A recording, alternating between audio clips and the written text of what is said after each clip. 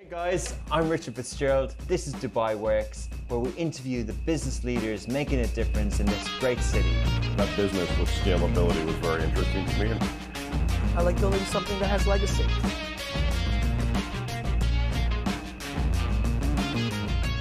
Good morning and welcome back to another episode of Dubai Works Business Podcast. On today's show, we're joined by Elinor Davies-Farn, a Welsh entrepreneur and founder of natural hair care brand Olew Hair. No, yeah, Yeah, we're Olew good. Hair, yeah. Olew Hair, yeah. Sorry, Olew Hair, an award-winning hair care brand that specializes in natural, vegan, and cruelty-free products, specifically designed for curly hair.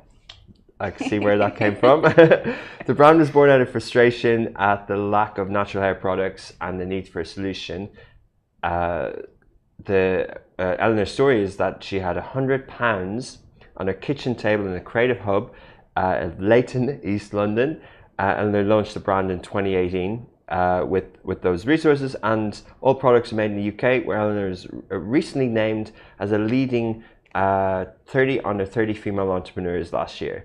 So Eleanor decided to bring Olew to the UAE and Gulf region in February this year due to the organic support and loyalty she's already got for the brand in the region, which is really interesting. Welcome to the show. Thank you so much for having me. So great story. So yeah, can you tell us a bit more about the brand and that moment where you kind of started it? Yeah, so Olew was born out of the frustration of me not finding the right products for my hair. And a lot of ladies will relate with the fact that we used to put mousse in our hair and it used to be very, very crispy kind of looking. But also it was born out of me wanting to share the confidence that embracing my natural hair gave me. So from the age of 12 until I was about 19, 20, I used to straighten my hair twice a day. I used to be obsessed with just having straight glossy hair, and clearly I could ever have straight glossy hair because look at my hair, it's not straight or glossy at all. And growing up, especially like during the 90s and early noughties, I think straight hair was the ideal of beauty and like the beauty norm. And I think a lot of women, especially even men straighten their hair, can relate to that feeling of not feeling truly beautiful or handsome because they didn't have that hair. So I'd always kind of strive to straighten my hair and have this obsession with it, and it also just lowered my self-esteem while I was growing up. So as soon as I started to stop straightening my hair, this whole new personality inside me came out and my true self came out, and I was like, there must be so many people out there that felt exactly like me. So that was the main driver of why I wanted to quit my corporate job, and everyone thought I was absolutely nuts because I'd never sold hair products, didn't have a clue about hair things really. I was just in the car industry, which is completely opposite. So yeah, it was born out of those two kind of streams really. And I decided to create, the first product was the oil, which I'd made in my kitchen for years before that because my hair was very dry and it wouldn't grow, and a lot of people can probably relate because if you bleach it and straighten it and blow dry it, there's just no nutrients in your hair. So the oil is really good for growth and repair. Wow. So that was really, really good. And I'd go on the tube because obviously I lived in London, and I had random women ask me what I'd put in my hair. And I'd be like, oh, I just make this in my kitchen, I'll give you some. And they're like, okay, yeah, that's fine. I'd meet these women and just give them my potion and just like be on my way. And then there was one day I was in my corporate job, and I hadn't washed my hair for a long time because I just was too busy. So I had it scraped back in a plait, and I was speaking to a customer and that I'd finished. And one of the managing directors, who was a woman, said, oh, your hair looks a lot more professional like that. You should really have that like that more often. And I was like, wow. What? Rude. So rude. And I was like, if that's happening to me, there's, women in, other kind of Afro-Caribbean and Indian, Emiratis, we all have very coarse, wavy, curly hair. And I was like, if that's happening to me, it must be happening to so many other women. I was like, I need to do something about this. Yeah. This is not good. Good story. Right. So many kind of real, I say real, but entrepreneur stories is born out of frustration of not finding the products. But sort of having that frustration and having the will to do it is one thing. How did you actually turn that homebrew potion into a product and a brand? Well, I quit my job because I felt like, I think some people can work their job and then do their side hustle at the same time, and I'm kind of... What was the job? So it was working for BMW Group. So I was on a graduate scheme. So I was the first product genius for the brand, which was really fun. Cool, nice title. Did sales, then I did account executive role. So I'd look after footballers, rugby players, golfers. I'd go to like Wentworth, the F1, and it was very, very glamorous. And I'd have a really nice car, and it was it was so fun, and I learned so much in terms of kind of marketing, sales, PR, and understanding how to sell things really. So I was very, very blessed by that. By that part of my life.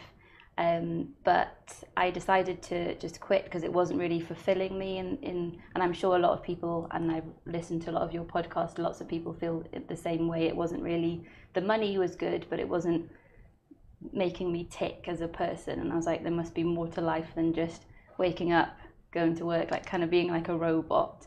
I quit my job, and I'd saved a bit of money just to make sure that I could live and pay my bills and eat. And I'm from a part in Wales that we're called Cardies. Okay. So it's not that we're frugal, but we watch the pennies kind of thing. So when I decided to quit my job and open Olew as a brand, I was very strict in the fact that I only wanted to put £100 into the business, which is so different to most people that I speak to, like other entrepreneurs. They go for funding, crowdfunding, seed funding, all of these things. But I literally was like a one-man band with £100. So my first website, like if I look at it now, it was ridiculous. It was the most basic thing, and I didn't even have a checkout. So I had a link to like PayPal to like people to just send me money, like you would. It was something. It works. Yeah, it was something because I didn't have to pay for it. Yeah. So in my head, I was like, okay, I've spent my £100. I've got my ingredients. I've got all the safety stuff done. I did the logo out of painting something myself, which is still the same today, really. The letters. Yeah. And used some cushions and some materials that I really liked around my house. Took the picture, and the logo was born as well. Because it's got I've seen on your website and your Instagram, it's got that artistic, creative kind of branding, like homemade stuff. But so I was like, if I can sell 100 of these, then I've got a business. And then up until today, everything that I make out of the business, I reinvest into the business. So I haven't borrowed anything or had any funding or anything like that, which is quite unusual when I speak to other people. And the brand grew from just one bottle of Olew original, which is the hair oil for growth and repair, to now we've got 6 products in the range. But from that kind of small kitchen startup, I went out and started networking with a lot of people, which obviously you have to do. And I found an amazing business partner who is a chemist. So he's a part of the Royal College of Chemistry in the UK, and he's been in the beauty industry for about 30 years. So in terms of getting the best ingredients and the best formulations, I'm so blessed to have him as a business partner that helps me with all the formulations. Amazing. So that's a kind of an important part, because there's many different ways to approach this. I guess you can have the brand and then have different providers of the product, but manufacturing is obviously super important to get that right. So that's how you went about that? Yeah, just to upscale, because there's only one of me, and in my tiny flat in East London, packing the boxes, filling the bottles, labeling everything, doing customer service, doing social media, because I was on the tiniest budget. And to scale from that, obviously, you need to realize that I can't just be a woman of all trades if I want to really scale this and make more products to help the community that I'm already helping in terms of embracing their natural hair. So yeah, I think that's really, really important for every entrepreneur to realize that. Yeah, you need help.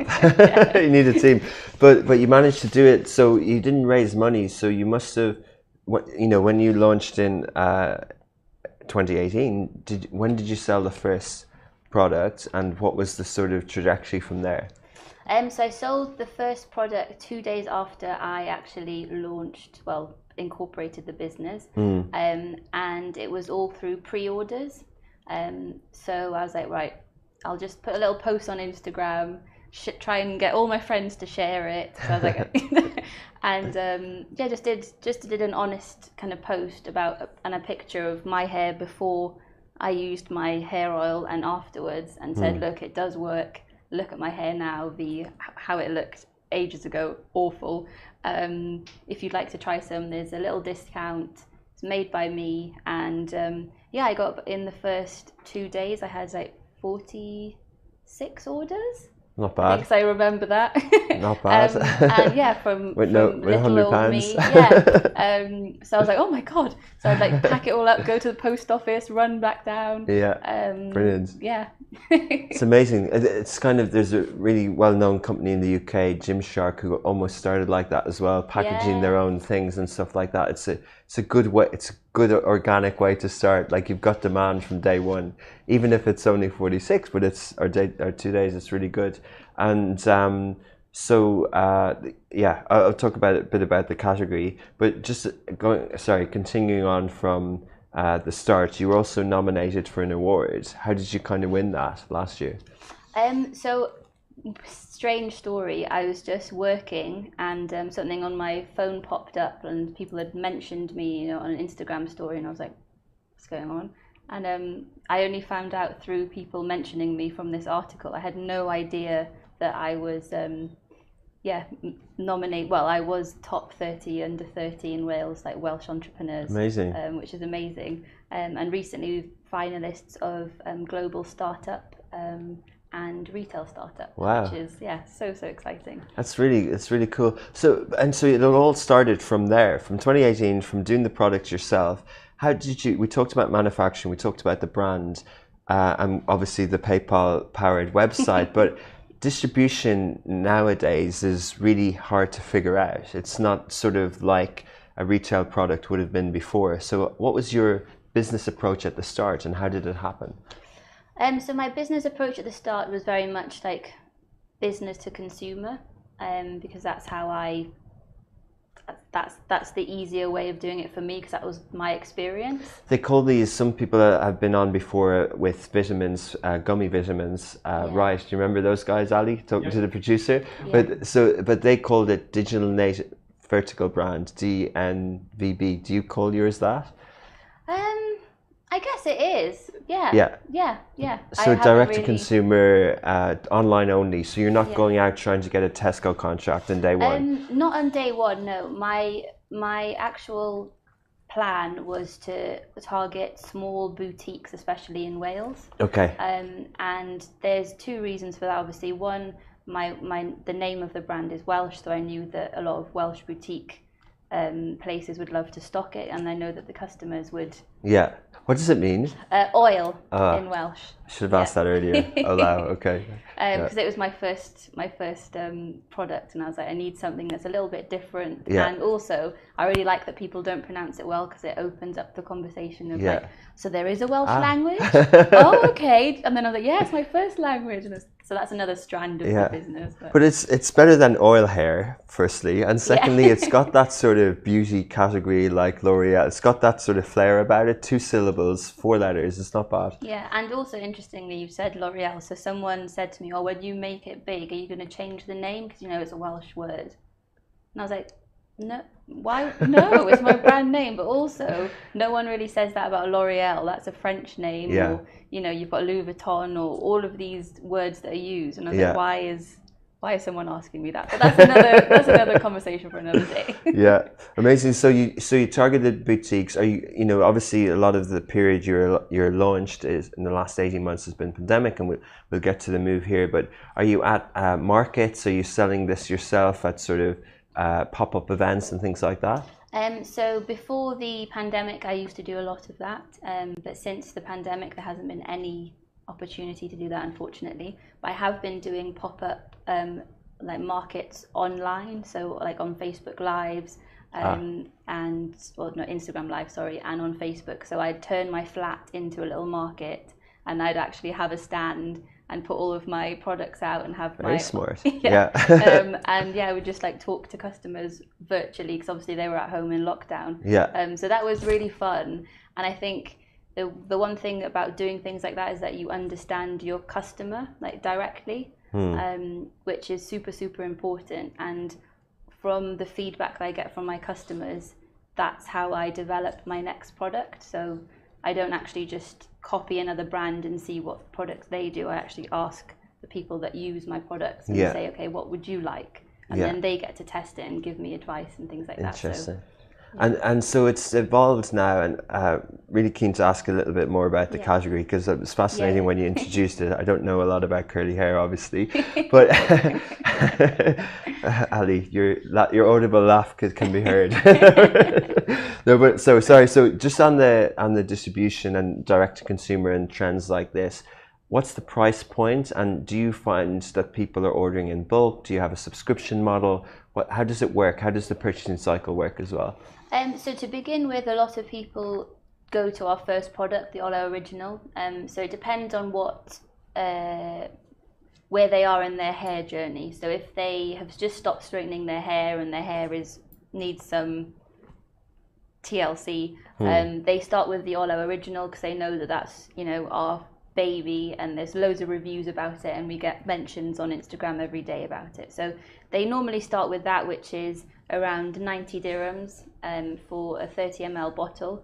But with all of my products, because I am a curly haired person, a little goes a long way, because the one thing that I really didn't like about lots of the products out there is that you have to use about half the tub to get the results, and then you have to buy another one in a week. So I wanted value for money. And lots of people say, oh well, you could make more money if people used it quicker, and I was like, that's not my mantra. I was like, that used to annoy me as a consumer, so I was like, I'm definitely not doing that. So yeah, they start off with the oil, and then within about 4 weeks they'll go to the curl cream, which is 110 dirhams, the curl cream and the gel, so it's the styling trio, which is the most popular, especially in humid kind of temperatures and climates. Those are like our product heroes. And then the shampoo and conditioner will always be at the end of their kind of journey once they've really trusted us. But there are differences in different markets. So for example, when a lot of Emirati ladies would purchase Olew when I was in the UK, they'd buy the whole bundle, and I guess that's because they didn't want to keep purchasing postage and packaging twice or 3 times. So you can sell them even if it's the 6 products, you can sell them in the bundle. Yeah. Okay. And so how did that happen? How did the Emirati interests happen, and how did you end up here? Yeah. So I think first of all, on my social media, I had a few pictures of ladies in their shaylas, and just represented them as women that have hair, because I think a lot of brands forget that because you don't see their hair doesn't mean that they don't have hair or purchase products. Exactly. Amazing. So I think that representation matters across all things. I think with curly hair, more pictures of women with curly hair in professional settings and in magazines and things would really help women embrace their hair. But going back to the Emirati connection and why I'm here, that was one aspect of it. And then there was a stockist in Kuwait who I met in London just before the pandemic, and she stocks lots of curly hair products. And so, oh well, yours isn't very well known. I don't really know if it's going to work. And I said, look, I'm going to give you 5 bundles for free. Go and try them. Anything that you make on them, the profit's yours. Just go back to Kuwait and see how it goes. She calls me in like a week. She's like, I've sold everything. People want to buy more. Like they've used it and they've told their friends they want to use it. We were like, oh my, she was like, I can't believe it. Wow. So yeah, so from there, she's one of my biggest stockists and orders like such large quantities every month. And what's really nice is she, stocks all these well-known brands that have been around and established for years and years. Yeah. She said once someone buys Olew, they repeat buy it. So the highest kind of repeat purchase is through my brand. So as soon as they kind of introduce it, then she's like, I know that they'll continue to purchase it. So from that, and then in lockdown, I had a lot of people in Saudi Arabia and the UAE just purchase, and postage, especially in the pandemic, was super slow and so expensive.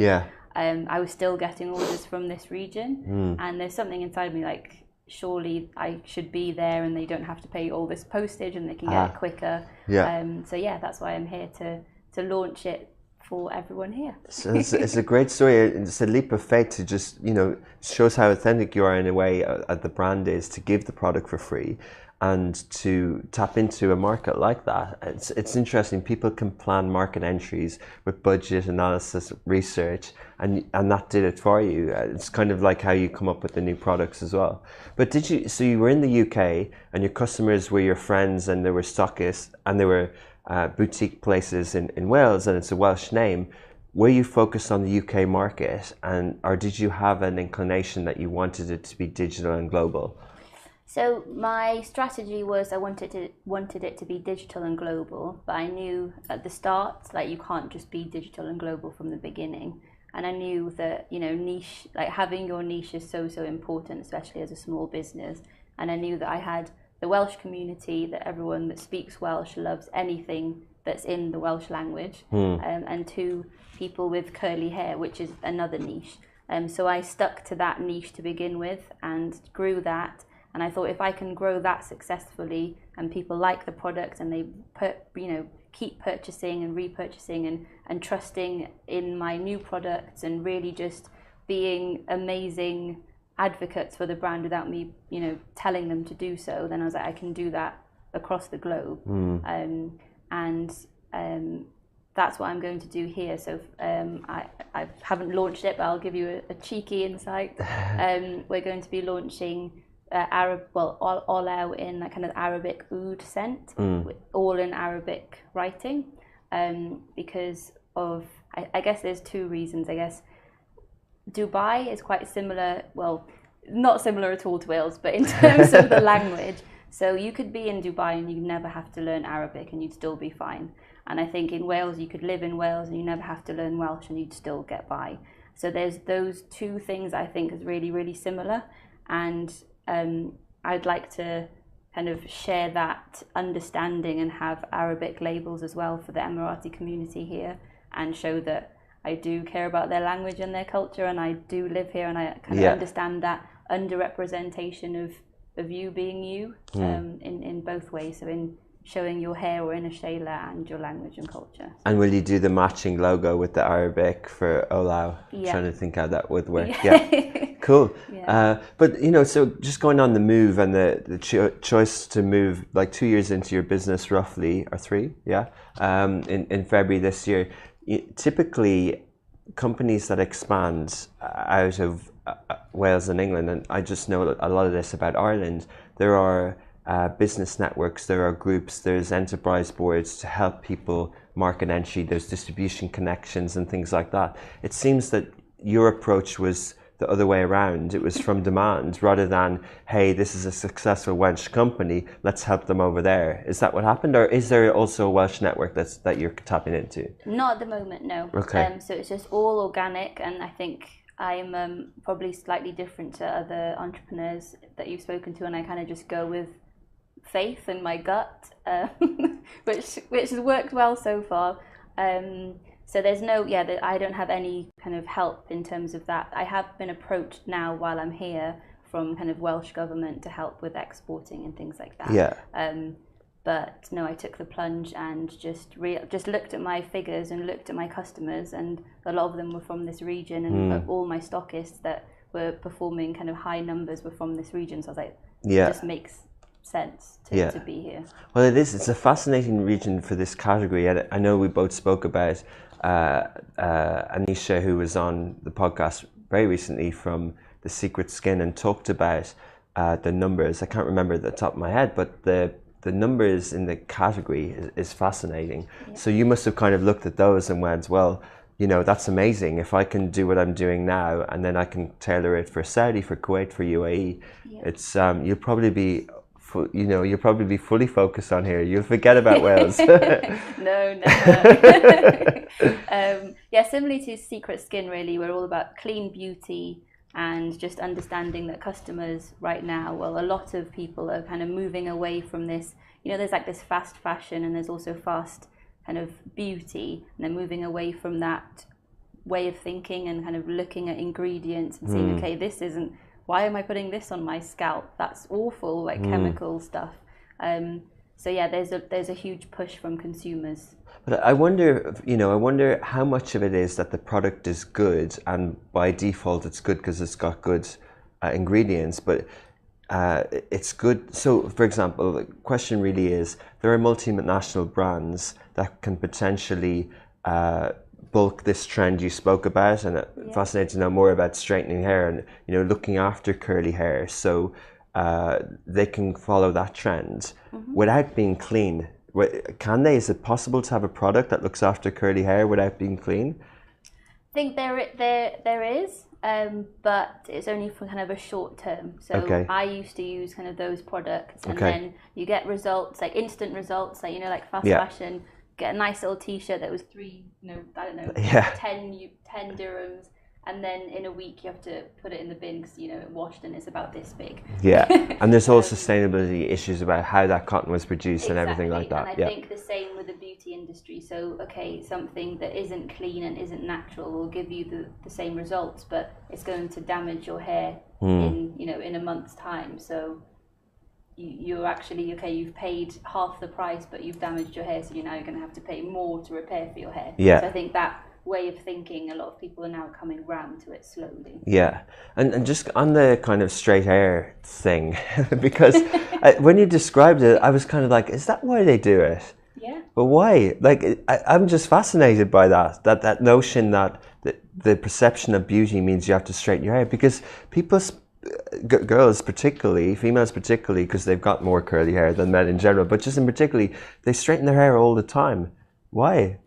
Because of that image? Yeah. They know the reason, not personal choice, or? No, I think it's just drummed into you from a young age. And I don't know if you watched the Friends reunion. Yeah. And it kind of really, like, I was like, had that moment. And, Jennifer Aniston's straight hair, that beauty look. That was what everyone wanted to look like. And I put it on my Instagram, and I was like, was this a massive factor of why you grew up straightening your hair? And everyone was like, 100%. And then there was that, what's that hair straightener product? GHD. GHD, God, they were like, I had them for Christmas, and I was like, thought I was the luckiest person. Yeah. And that was like the 90s, early noughties, and it's still going through today. Yeah.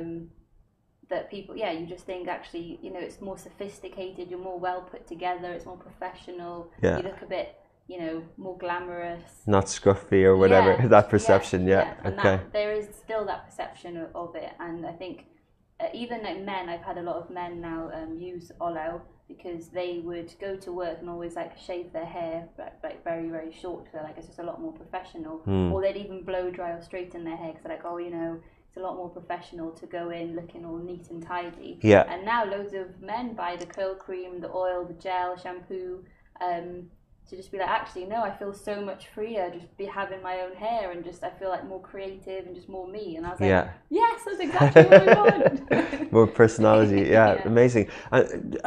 You spoke already about the products, but just naive question: at what stage does one use the oil? Is it after you shower? Or when? So there's loads of different ways of using it, so it's very multi-purpose. Okay. So if your hair is damaged, I definitely recommend putting it on when it's soaking wet, because when your hair is soaking wet, the cuticles of the hair is open. Okay. So the moisture will go straight in, so it'll kind of feed your hair all the goodness.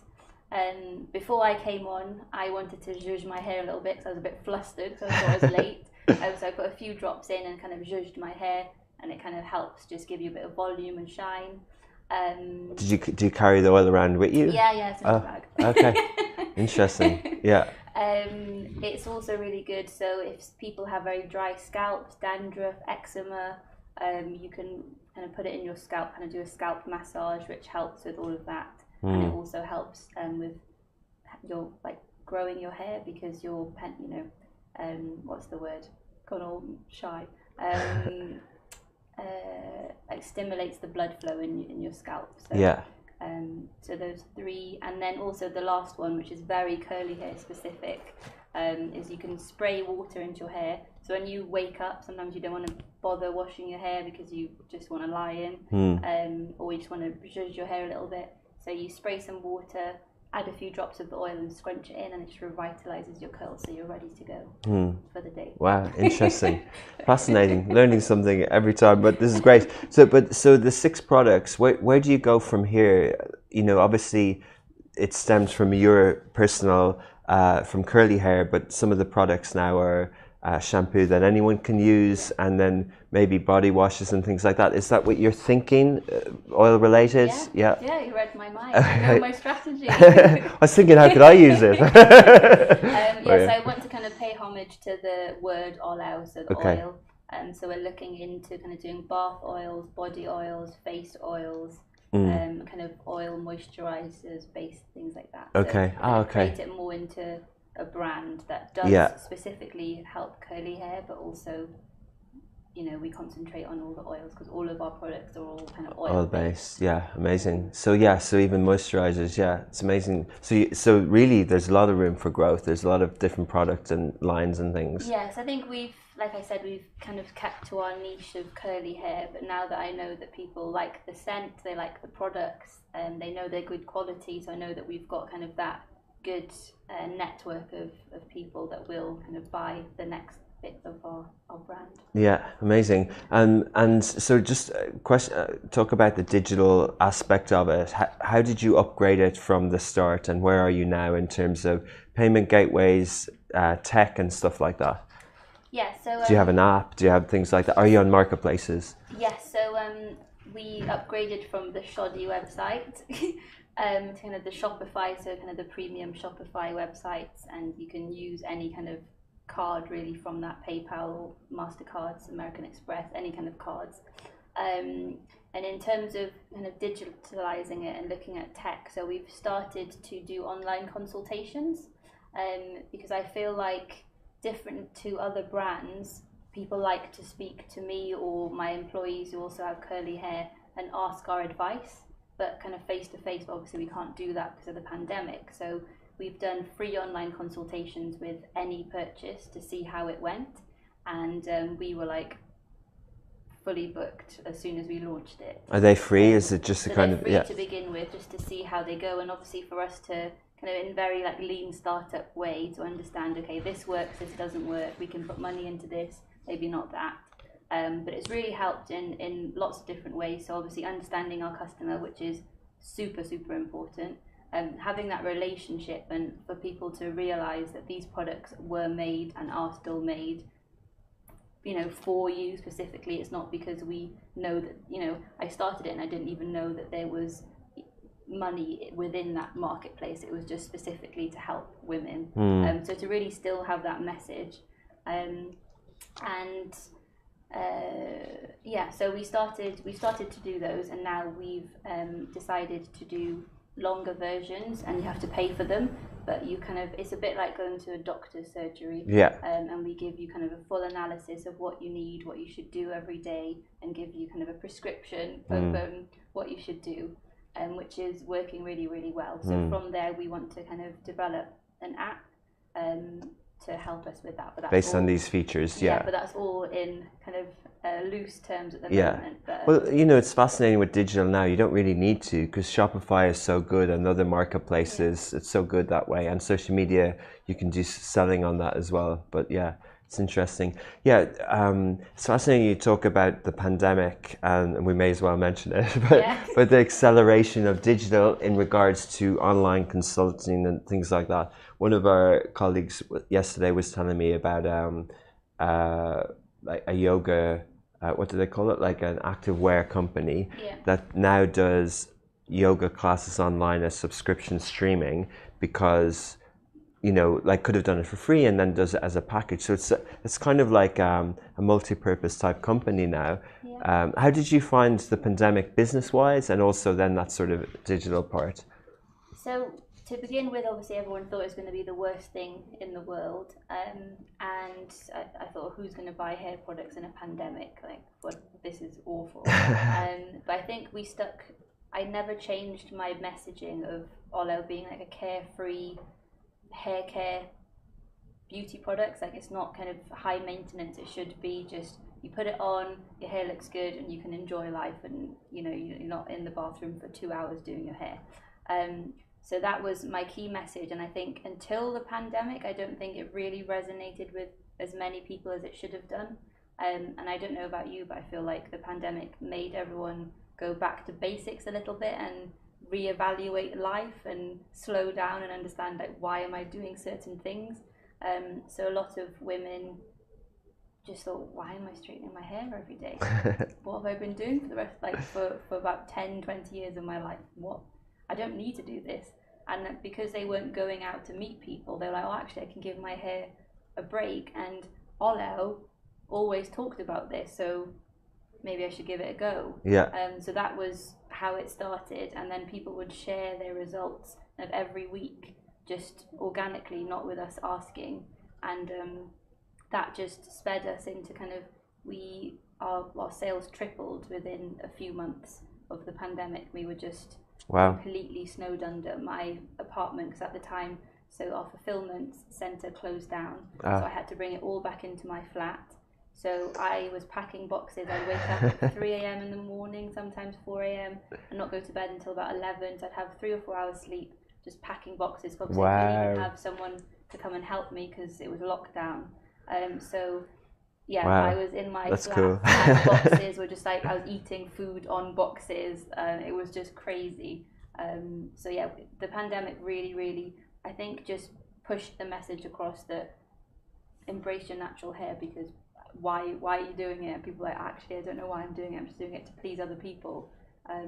Whereas they were like, actually, I look a lot nicer with my natural hair. What have I been doing? Yeah, interesting. Yeah. There was a lady from Glamazelle before on the podcast who has an e-commerce platform here in the Middle East, and mentioned the same thing about the pandemic, that the products, those type of products that are to do with self-care and cleanliness just went skyrocket, and all the other, she had a word for them, but the other beauty products like makeup just went really down. But it was a flip, and you were right place, right time. But also, obviously,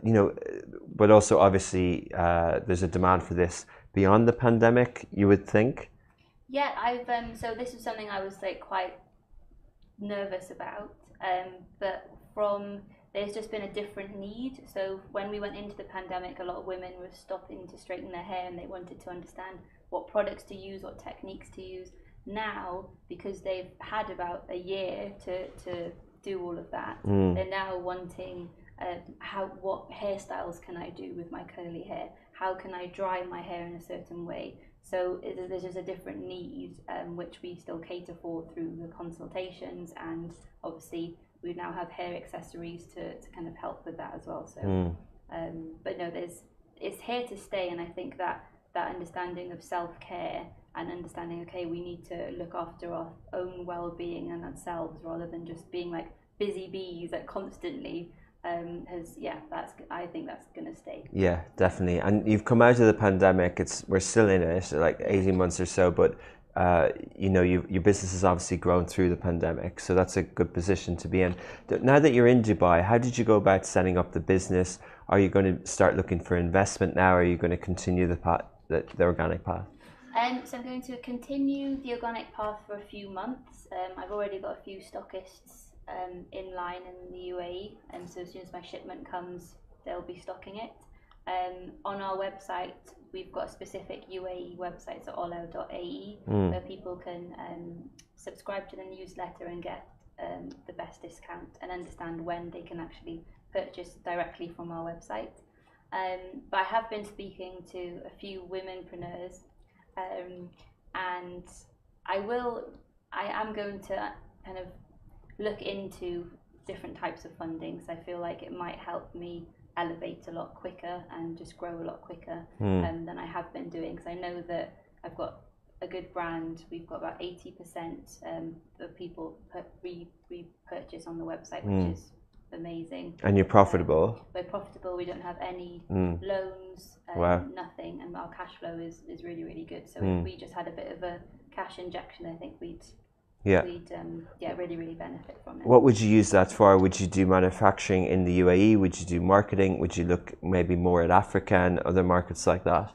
Yeah, I think it depends on how much money I get, but like all of that. All of it, yeah. So it would be good to have manufacturing here, so we wouldn't have to ship everything from the UK. Yeah. It'd also be great to have kind of a sales team, so to have targets, and they could target, you know, specific stockists and in different regions. So I think we could really concentrate on the GCC countries in the first year, and then from there kind of look at Australia, East Africa, as kind of shipping hubs from the UAE. Yeah, fascinating, interesting. And so just going back to previously, so did you choose a free zone here, or how did you kind of establish the business? So I chose a free zone in Sharjah. I did a lot of research, and obviously because it's e-commerce, it doesn't really matter where it's registered, and it was slightly cheaper there as well. So okay, and you don't have an office yet? No, I've never really had an office. Okay. I just like to just go everywhere, but I will be having a fulfillment centre, which we're in talks with, so just finalising that. Yeah, and will you travel to Kuwait and meet the stockists again, and will you travel to Saudi Arabia when possible? Yeah, so she's actually coming to Dubai next month. We're going to do a photo shoot in the desert with lots of curly-haired ladies. Cool. So that's going to be awesome. Nice. And it'll be the launch of the Arabic oud range as well. So very good. Yeah. Good planning. You've just given it away now, by the way. No. But and so that's really, really brilliant story. And just finally as well, like what's your view on the region of the Middle East? What's your view on it, not just in the category that you're in, but sort of as an entrepreneur here now? Are you what's your exposure of it so far? How are you kind of getting au fait with the market, with the region, and how do you see it as an emerging market? From my personal opinion, it was quite difficult to get everything set up, but I think that's when you move to any other country, it's a lot more difficult than what you envisaged, but it's all good now. But I think it's just, I know this sounds really cliche, but it is, I feel like it's a land of opportunity. You know, when people talk about the American dream, I feel like that's here. I think if you work hard enough and you kind of understand what you're doing and you really just put your mind to it, I think you can do really, really, really well here. Great. And I think there's this attitude of just embracing new things. Like everything, like you can look out the window and something new has already popped up, and I think that's the same in the people that live here. I think anything new people absolutely love. So brilliant, I'm sure, and they love your product. Olew, thank you very much. Elinor, thanks for joining the podcast. It's a pleasure to hear your story, and we'll follow your journey in the future. Thank you so much. Thank you. Hey guys, I'm Richard Fitzgerald. This is Dubai Works, where we interview the business leaders making a difference in this great city. That business with scalability was very interesting to me. I like building something that has legacy.